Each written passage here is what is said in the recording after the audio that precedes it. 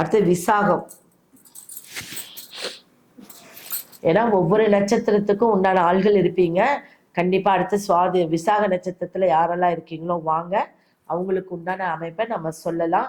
நல்லா நோட் பண்ணிக்கோங்க. அப்பதான் உங்களுக்கு தெளிவு கிடைக்கும், விமோச்சனங்கள் கிடைக்கும். ஏன்னா சாபங்களை கேட்கக்கூடியது ஒரு விமோச்சனம், சும்மா கேட்க முடியாது. ஒரு பிராப்தம் இருக்கு, அம்பாளுடைய அனுகிரகம் இருக்கு, நம்மளுக்கு பெருமாளுடைய அனுகிரகம் இருக்கு, சிவனுடைய அனுகிரகம் இருக்கு, உங்க குலதெய்வ அனுகிரகம் இருக்கு, எல்லா கடவுளுடைய அனுகிரகம் இருக்கு அப்படின்னா தான் அதை நீங்க கேட்க முடியும்.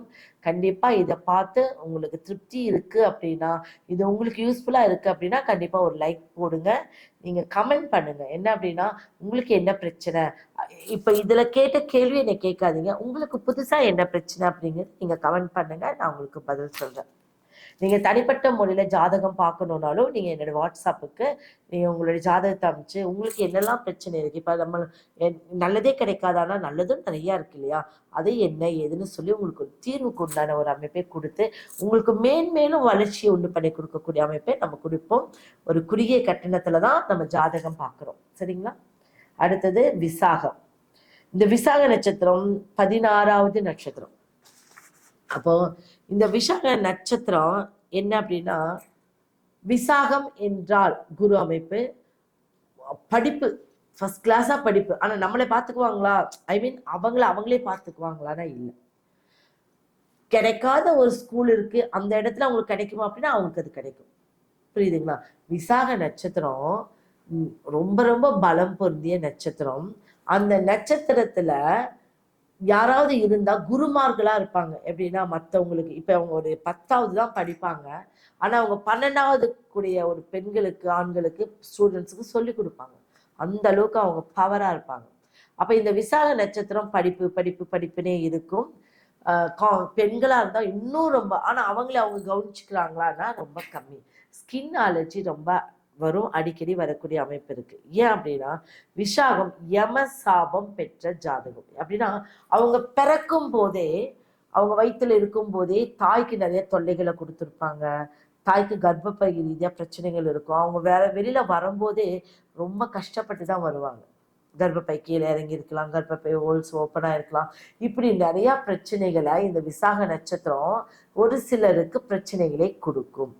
ஆனா நல்ல படிப்பு, ஒரு தாய் தகப்பனுக்கு நல்ல பேர் புகழை வாங்கி கொடுக்கக்கூடிய ஒரு யோக நட்சத்திரம். அப்ப இந்த நட்சத்திரத்துக்கு என்ன சாபம்னா யம சாபம். யம சாபம்னா மீட்டு கொண்டு வருது, குழந்தைய மீட்டு கொண்டு வருது. புரியுதுங்களா? அப்ப இந்த மீட்டு கொண்டு வர்றது எல்லாமே இந்த வலிமையா இருக்கும். அப்ப இவங்க இந்த இதனால எதிர்ப்பு, பிரச்சனை, சோதனை அதிகமா இருக்கும். சோதனை இருக்கும், எதிர்ப்பு இருக்கும், பிரச்சனை இருக்கும். எதை எதிர்கொள்றதுனே தெரியாது அவங்களுக்கு. இதை தீக்கிறதா அதை தீக்கிறதானே தெரியாது. ஆனா ஏதோ ஒண்ணு அவங்க திருத்துக்கிட்டே இருக்கணும். ஓகேவா?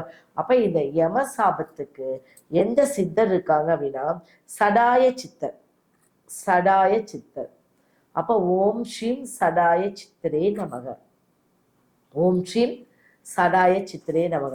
அப்ப இந்த சித்தர் என்ன அப்படின்னா அப்படியே ஒன்றிணைந்து உங்க அப்படியே ஒன்னா கட்டி உங்களுடைய வாழ்க்கையை நல்ல முறையில கொண்டு போகிறது. அப்ப இந்த சடாய் சித்திரை நீங்க வழிபடும் போது இந்த யம சாபமே நீங்கிடுமா. அப்ப இந்த யம சாபம் நீக்கம் எதனால உண்டாகுது அப்படின்னா, இந்த நட்சத்திரம் நம்மளுடைய ஜாதகத்துக்கு 7ஆம் இடத்துல இருக்கு. விசாகங்கிறது குரு சாபம்னு இருக்கும். குரு சாபம் அப்படின்னா தாயை விட்டு அடிக்கடி பிரியறது, தந்தை விட்டு அடிக்கடி பிரியறது, உடன் பிறந்தவங்க கம்மியா இருக்கிறது, இதெல்லாமே அந்த சாபத்தின் விளைவு. அப்ப இந்த விசாக நட்சத்திரத்துக்கு திருப்பதி வெங்கடேச பெருமாளை இவங்க கும்பிட்டு வரணும். எப்போதெல்லாம் இவங்க மெயினான விஷயம் என்ன அப்படின்னா, டாக்குமெண்ட்டு, செக்கு இதெல்லாம் கவனமா சைன் போட்டு கொடுக்கணும். நிறைய லாபம் இருக்கு, முதலீடு நல்ல லாபத்துல இருக்கு. அடுத்தது நிறைய வருமானம் இருக்கும். எப்போதும் இவங்கக்கிட்ட பணப்புழக்கம் இருந்துகிட்டே இருக்கும் இவங்க ஒரு வளர்ச்சிக்கு அப்புறம். அப்ப இந்த திருப்பதி வெங்கடேச பெருமாளை இவங்க கும்பிட்டு வரும்போதும் இவங்க கிட்ட எப்பவுமே ஒரு பணப்புழக்கம் இருந்துகிட்டே வரும். அந்த பணப்புழக்கத்தை இவங்க வச்சு நல்ல முறையில பண்ணும்போது எல்லா ப்ராப்ளம் சால்வ் ஆகும். இவங்களுக்கு சொத்துக்கள் இருந்தாலும் அனுபவிக்க முடியாது. அந்த அனுபவத்தை இந்த சாபத்தின் மூலம், யம சாபங்கிறது அதுதான்.